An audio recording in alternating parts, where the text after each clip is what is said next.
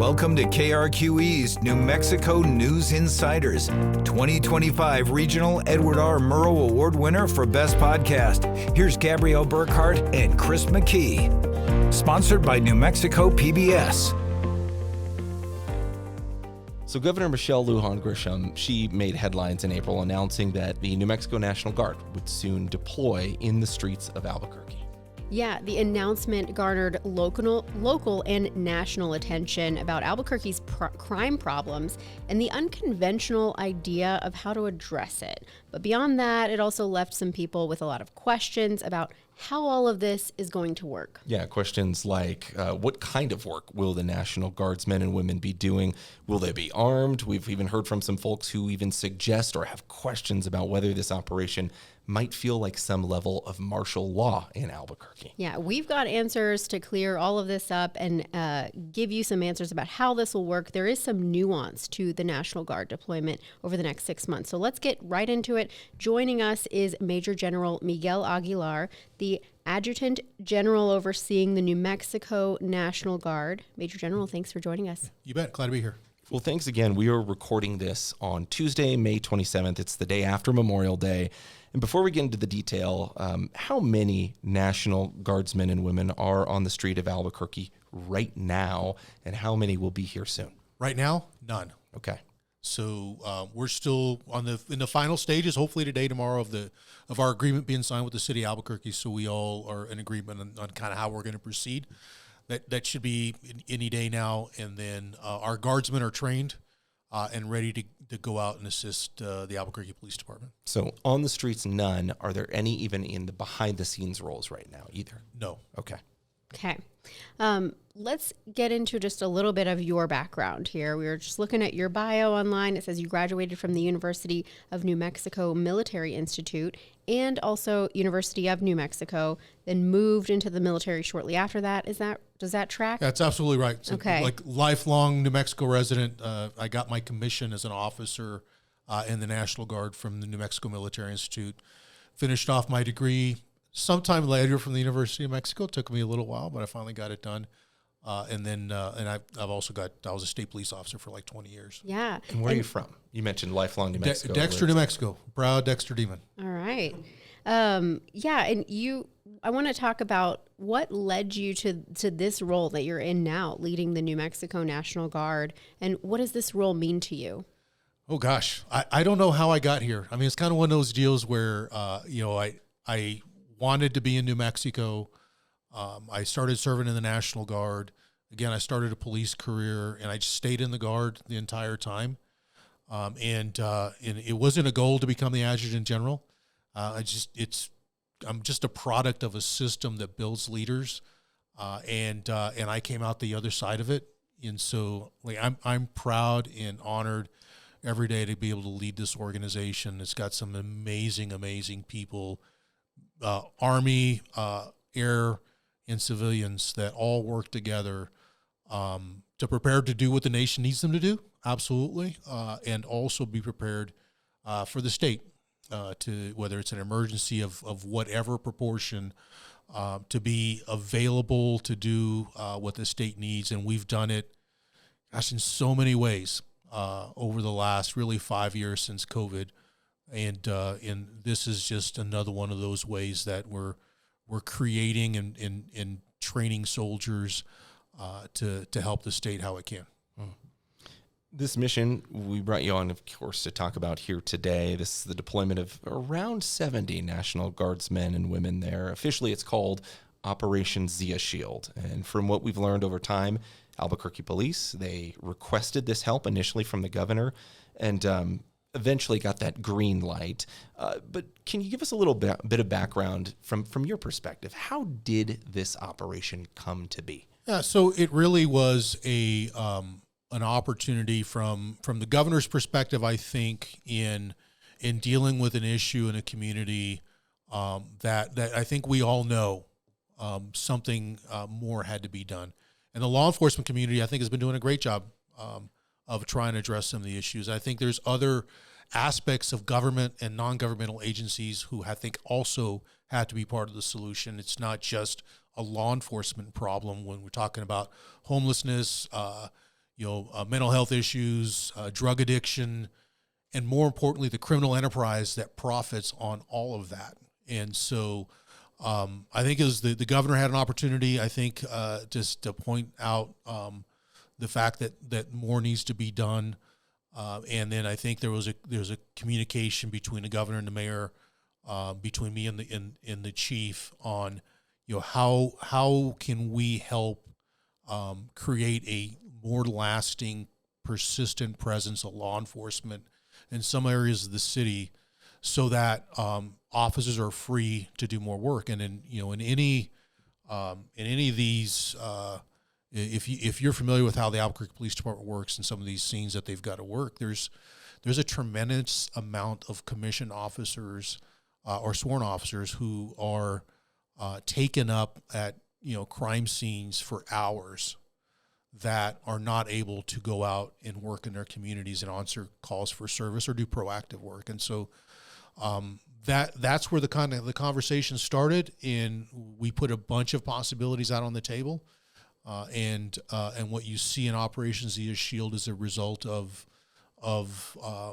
conversations between the governor, the mayor, the chief, and I. Okay.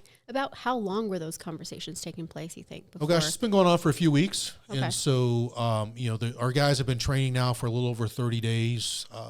There was some conversations that probably started in about, January timeframe. And it took a little time for it all to develop, and then for us to figure out really what is the right presence under the right authority in order to provide a support that I think everybody would benefit from, and that we think will ultimately have an impact to the community. For those who aren't familiar, the U.S. Department of Defense describes the National Guard as a versatile force supporting combat missions, domestic emergencies, humanitarian efforts, homeland security operations, and more. And we've seen the National Guard help, for instance, locally after a disaster or overseas on deployment, typically. So what was your initial thought? I'm curious, after you heard about, the Albuquerque police request. Was there any level of surprise that this branch of the military would be helping with the local crime problem? Right. Not really, because what the Guard can do in communities isn't surprising any longer. And I think you have to go back. So if you go back to 9/11, how the military used the Guard in the federal role changed that day. And the National Guard, from a national perspective, hasn't been the same. An operational force being continuously utilized all over the world.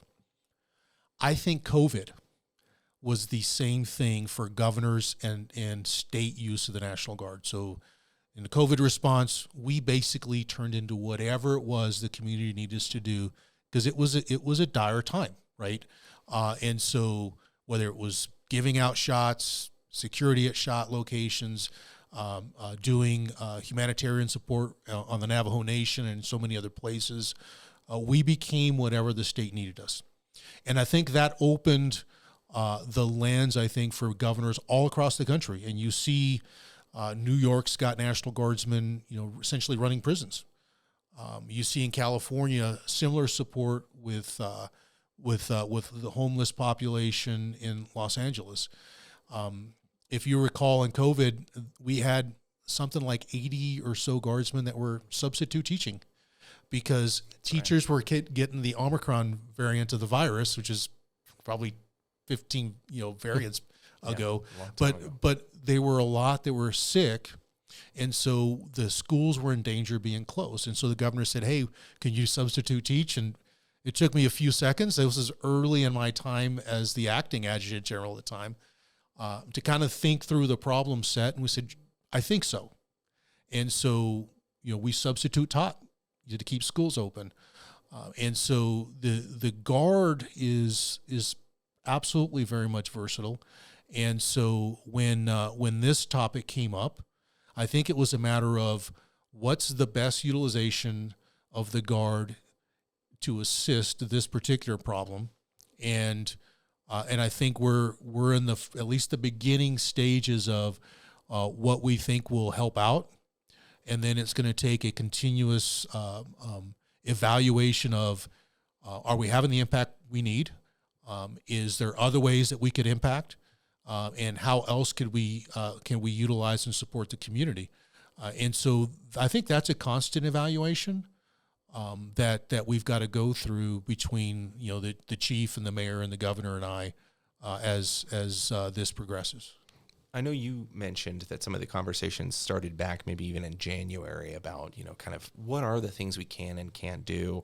And I do want to talk about in a question a little bit later about exactly what the Guard will be doing. But with those conversations, has it been something to the effect of, we're the Guard, we can kind of do anything you ask. It's just sort of, what do you feel comfortable with? Yeah, it's absolutely that. And it's also what's in the law, right? And especially when we talk about law enforcement. There's statutes that give certain authorities under certain circumstances, either to the governor or sheriff, and so it was looking at, are we there, are we not, and ultimately what we wanted, I think, is we want the Albuquerque Police Department and its officers to enforce the law, and we want to support them as best they can to do the core function that has the most effect in every area of Albuquerque. And so what we settled on, and we'll talk about later, I think is the mix that we're all comfortable with, and I think helps those officers. Yeah, and I guess just the point being there too, there have been conversations about what it is you will and won't do. It's not just sort of we're going to go in and do everything. There was a inspection of law and statute and what can be done. Absolutely. So lawyers, leaders, right, sitting down and making sure that what we were doing is legally sound and have the right authorities, and which risks, there's a risk assessment that we've got to do in for the community, for the soldiers and airmen that we put on the ground, and in what capacities, and ensure that we place everybody in the best possible position to support and do it in the right way. We'll be right back with more of the New Mexico News Insiders. Hi, I'm Logan Rader, host of New Mexico Living. New Mexico News Insiders is sponsored by New Mexico PBS. If you like New Mexico News Insiders, learn more about New Mexico in Focus, a weekly hour-long show analyzing decisions impacting New Mexico statewide. Stream it anytime, anywhere. Visit nmpbs.org and follow them on all social media platforms. Now back to New Mexico News Insiders. So conversations, started in January, seemingly after the holidays. APD's chief sent a letter requesting assistance on March 31st. And then by April 8th, the official announcement was made with the governor's executive order. So when that announcement was made, I'm curious, did you have any concerns about how this idea would be perceived and perhaps even misinterpreted by the public? Yeah, I think that we knew before the announcement that there was lots of communication that would need to happen because there are certain groups or people who would maybe misinterpret what the intent is, and so we saw that right after the announcement.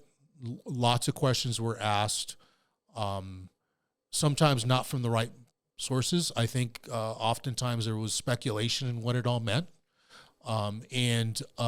We, went about, I think, trying to be as deliberate as we could in explaining from the first press conference that the mayor and the chief had through, multiple engagements. We're in the process of doing some community meetings now to speak directly to the community and have that conversation. But I think ultimately, what I think a lot of people misinterpret about the Guard, because they see, you look at my uniform, it says U.S. Army on it. The National Guard is unique from all other parts of the Department of Defense. And that is that, really we swear two oaths. One is a federal oath to obey to the orders of the president when we are federalized under the direction of the president. At any other time, We have the other oath, which is to the Constitution of the state of New Mexico, where under the direction of the governor, and that's under whose authority we work on almost any daily basis. If you go to any National Guard armory in the state of New Mexico right now, they are all working under the authority of the governor, and only when we're federalized do we fall under the president. Certainly, DoD funds a lot of the training and readiness that we're building for the national mission, but under the authority of the governor. And so, we're unique that way, and we're part of the community. We're all community members. We're all from here. Like I said, I'm a resident of Dexter, or I grew up in Dexter. I live in Albuquerque, have lived in Albuquerque since I left New Mexico military in 1990, New Mexico Military Institute in 1990, with the exception of the about 6 years that I was in Espanola as a state police officer, and then we came back to Albuquerque. And so that's the story of the Guard in general. I've got, I think, about 30 of the soldiers and airmen that are on this mission are graduates of local area high schools. The vast majority of them live in Albuquerque. Yeah. I mentioned an interpretation earlier, right in the intro. I said that idea of martial law. It's a very strong term. For those who don't necessarily know what it means, it's the idea of the military essentially stepping in to enforce the rule of law on the streets. I bring it up because after the announcement, that was initially one of the first reactions I had even heard from just somebody I knew in the community who's lived here for well over 60 years. He was reacting, saying like, I don't know if I like this, the idea of soldiers on the streets, But what do you say to people? Because I think in our conversation, we've made it pretty clear this doesn't seem like it's at all a function of martial law.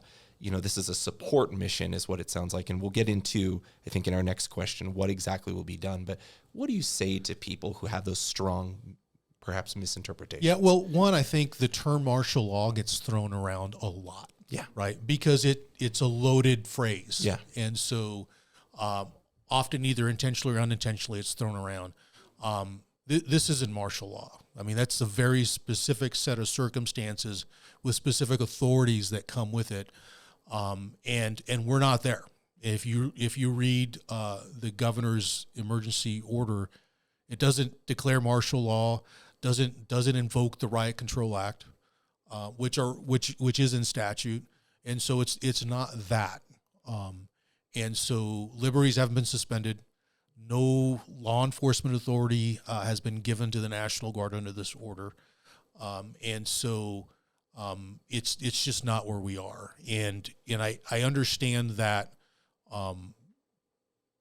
people may interpret it that way, and it's not. In fact, we know that the National Guardsmen that are attached to this particular initiative are not going to be wearing military uniforms. Yeah, they'll be wearing a different one. Yeah, so it's not the vision of, let's say, people in military fatigue setting curfews on the streets. That is not what's happening. So let's talk about the Guard, what they will be doing here in New Mexico. Guardsmen and women will be in polos, not military fatigues.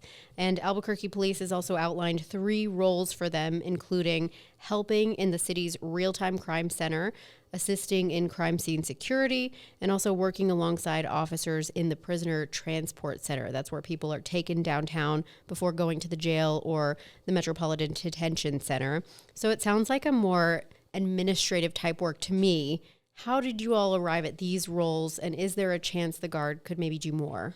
Yeah, so we arrived at them collaboratively, as we had the conversation between the city and the state on what those missions would be.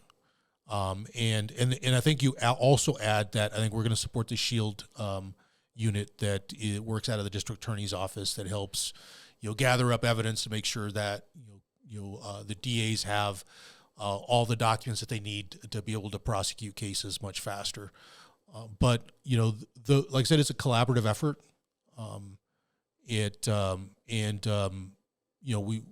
We sat through iterations of having that conversation about what do we think is the best use. Ultimately, for me, was how do we support in a way that frees up more law enforcement officers that can be on the street available for calls. Like, I think that, to me, that's the barometer. I think there's a lot of other barometers the community may not consider as far as success. But to me, is if I put more officers, I free up more officers to do their work, then we're doing our part. There has been a lot of talk about the bulk of this work happening along East Central, the International District, kind of areas on Central, essentially east of Louisiana. But is there room for the Guard, or is that really the intent to do this work kind of citywide as well? Well, yeah. So it's really kind of you look at a couple different ways, right? I mean, I think the central corridor, where businesses have closed down, where there's been a lot of folks on the street there, and a lot of crime attached to it. Though not everybody on the street is criminal, to be clear, right? But that is something that needs to be addressed and has been being addressed by law enforcement, and I think they're making great strides. But the goal of the Guard isn't to be on Central Corridor, right? At least not in this, as we're doing this mission. The goal is to free up officers so that the Albuquerque Police Department can address those issues. In some cases, it may be working in a different area of the city that then frees up an officer to be able to go out or either to be reassigned or to work that particular area. Because I think some of that area of Central crosses area commands. And so we're going to assist in a few of those commands. And then it becomes up to the leadership team at the Albuquerque Police Department to take that additional capability and place it where the community needs it. Right. So the focus really of the mission is to place, seemingly for the Albuquerque Police Department, to place more emphasis on East Central, but that may mean that the Guard's work could be helping around in Albuquerque. That's right. Okay. We know that anytime people are working alongside police, there is a risk, right? How have these Guardsmen and women been trained to prepare for this, particularly when it happens at a crime scene? There is a potential, right, that say you're helping with crime scene security, somebody may go and attack or get in the face of a Guard member. There may be a dispute there. How have they been trained to get ready for this type of stuff? Well, I mean, so very deliberately, right? I mean, I think one of the things that I asked the leadership team of the Guard, many of them who had like experience in law enforcement, the vast majority with the Albuquerque Police Department, so knew the area well. I asked them, we got together with leadership at the Albuquerque Police Department and the New Mexico State Police.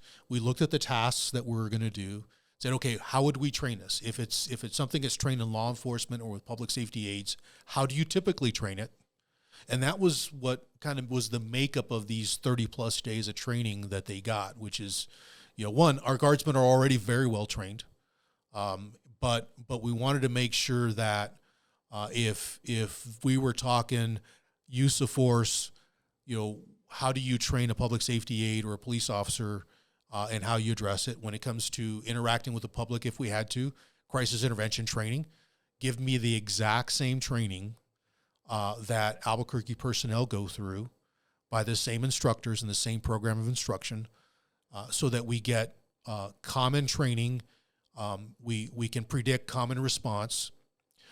And so it's that on top of how we deploy them. And so, so in an area command, you may only have 2 Guardsmen working at any time. And so if there's a homicide scene in whatever area of the city, you may only have 2 or 3 or 4 Guardsmen there. So we're not going to eliminate the police presence there, but we're going to free up 3 or 4 officers to go back to work. Where they could have been stuck there in some cases 12 hours and calls for service back up, or they can't do proactive work. And so the Guardsmen won't be as far away from a law enforcement officer. They've got radios, they're on the same radio system, body cameras, all the same type of protective equipment. And so that if there is an incident that's about to start that is predictable, or you can predict or starting to escalate, I guess is the better word, then they have the ability to call for a police officer to show up and handle that, because we'd want a police officer to handle that. It sounds like some of the roles that the Guard will be doing, like helping with the SHIELD unit and the RTTC, those are more administrative type roles where there's probably less of a probability to get engaged in a use of force incident. But for those who will be helping at like the crime scene security type roles, can they engage in use of force if needed? Well, I think that every guardsman, is probably every citizen, and we always say that with our soldiers when they're going forward, we reserve the right to defend ourselves, right? And it's part of the conversation that we've all had about, are they able to defend themselves? Yes, they should, as we all should. There's a so that we preserve, and they're capable enough to do so. They won't arrest, and so that's why having a law enforcement officer nearby to respond in the event that they are threatened physically, that they are also there with a police officer. And so I think that's kind of the safeguard that we have for that. Okay. In Operation Zia Shield, this is, from what I understand, a voluntary participation from the National Guard, right? So sort of like the mission gets posted and then you need a certain number of volunteers to take part. Is that right? Right. So when we started to look at what are the things you're asking us to do, we did an assessment of what we thought the number was. And that number was around 80. And, our numbers have fluctuated above and below that as people train. And so we asked for volunteers that would be willing to do the mission. We got well over the number we needed, which is good because we've got a bench in the event that, 4 or 5 months from now, if we're still doing the mission and we need some replacements, we can. But it's all voluntary because it's important, right? I mean, service in his uniform is voluntary, right? And it's an all volunteer force, has been for a really long time. And so, you have to understand, I think, that we want people that are engaged in these assignments that want to be there. The training wasn't easy. And so there was even a few that, we've always given the out that if you start this training and you decide that this isn't for you, no harm, let us know, and we can either assign you to other duties or you can go back to your civilian employment or whatever you were doing before. They're still continuing to drill as guardsmen. They're not getting out of the guard. But even when the mission starts, if the reality of the mission is one that isn't for you, just like being a public safety aide or a law enforcement officer isn't for everybody, that you have the option to say, hey, look, I don't want to do this any longer. We'll pull you off the mission and we'll replace you if we can, or we'll just keep moving on. We'll be right back with more on New Mexico News Insiders. Hi, I'm Monica Wicki, host of New Mexico Living. This episode of New Mexico News Insiders is sponsored by New Mexico PBS. If you enjoy New Mexico News Insiders, check out New Mexico in Focus, a great source for insights about what's happening in our state. Catch their podcasts and videos at nmpbs.org or stream it anytime, anywhere on the free PBS app. Now, let's continue to New Mexico News Insiders.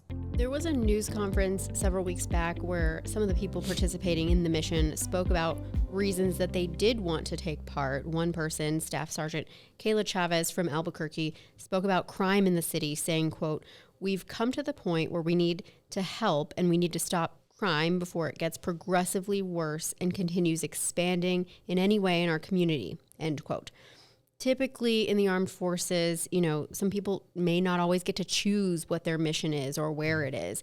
But what kind of responses have you received from those who are participating? Do most of them share her sentiment? Are they nervous? Are they ready to go? Yeah, I think it's that, right? Look, everybody who joins the National Guard, join an organization, they understand. They've got a military reason for existing federally, but that they also are here to support their community.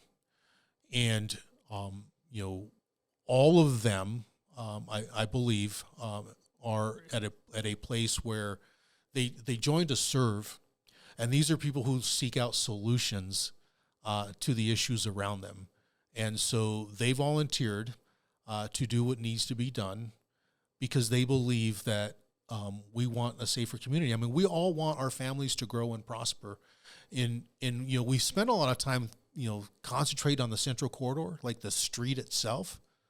But we all know that we're from this community, that if you go 1 or 2 blocks in either direction, and almost the span of Central, like, people live there. People own homes, are raising families. You have to traverse that area in order to do your business or do your shopping. The first place I lived when I moved to Albuquerque in 1990 was the apartment complex there on Central, just east of Louisiana. The first Rex burger I had was at the Rex's that used to be on that little strip mall. And I worked. I mean, I did all kinds of jobs. I wasn't always a general. I was a clerk at Circle K while I went to college, and so I drove down Zuni all the time. I hauled an old beat up truck that often died on that intersection. I had to push it across, and so I remember that community, the old Walmart on San Mateo and Zuni, across the street from where the one that just closed was. I did my dry cleaning. I think I don't know if it was an Arnie's Cleaners, but there was a cleaner right there on that strip mall as well. Like,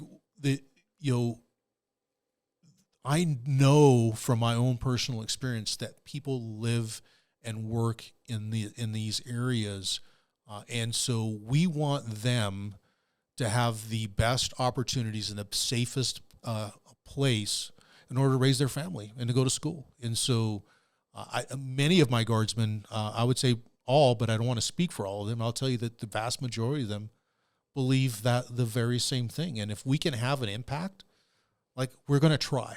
And that's what we're doing.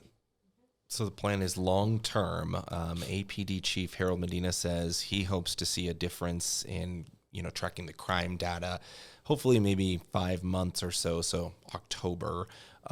If you see there's a difference, or maybe I should ask, how confident are you that you can see a difference? Well, I think what we're going to do is create an environment that is safer to do more work, right? And so what's the more work? Well, law enforcement in some cases, but I think also beyond that is a conversation between other government agencies, whether they state, local, some of the volunteer, non-governmental organizations that exist in what are the next steps, right? Whether it's how do we provide resources for those who have mental health issues that maybe we couldn't provide in a less safe environment. How do we address those that are, drug addicted, that are frankly being victimized by criminal organizations?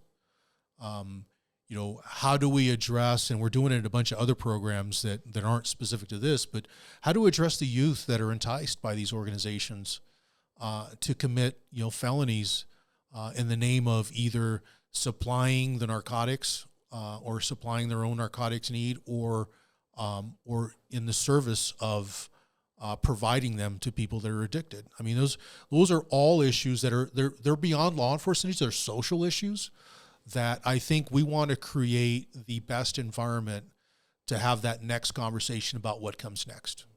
Because it's more than just a law enforcement problem, and everyone agree with that. Yeah. And you've lived here for a long time. So as a resident and, the leader of the National Guard, in Albuquerque, we already have, Albuquerque Community Safety, and that's like the civilian emergency responders whose job it was to also free up police, like you said, so that they can focus on crime-related matters. Now we're talking about bringing in the National Guard to free up police even more, to focus on crime. I'm just wondering, from your perspective, is it when people from the outside who aren't from New Mexico don't really understand the crime problem here, and for them to say, like, is it really that bad in Albuquerque where you need the National Guard to come in? What would you say to folks like that? Because I've also heard that response. Yeah, I mean, I think there's a bunch of different ways you can look at it, right? One is of the guardsmen that will be in the area commands. You have to remember it's a 24-hour operation, right? We're talking of about maybe 2 guardsmen per shift in about 3 different area commands. Over a 7-day period, 24 hours a day, right? So it consumes a lot of manpower to do it that way. But you're not going to see, 50 guardsmen on a corner somewhere, or even 50 guardsmen out in the, working at any given time. It takes quite a few, just like it takes that many Albuquerque police departments to fill the shifts that they have, officers. So I think it's, when you see the number, I think we have enough that we will make an impact, but it's not an overwhelming presence on the streets of Albuquerque. One,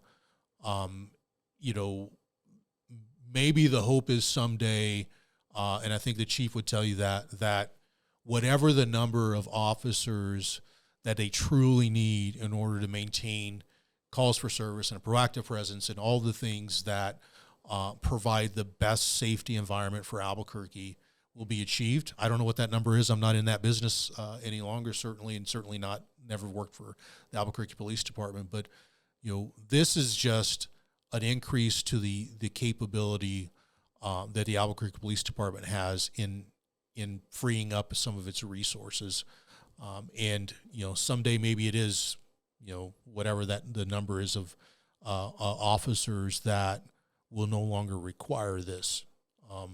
But in the short term, I think it just provides a boost to the great work that they're already trying to get done all across the city. On top of, state police has been out here, Bernalillo County Sheriff's Department's been out. I mean, the Organized Crime Commission and the Second Judicial District, Corrections has done a lot of great work. I mean, there's a lot of agencies that are already involved, and we're certainly not taking over for them. We're not saying we're doing it any better.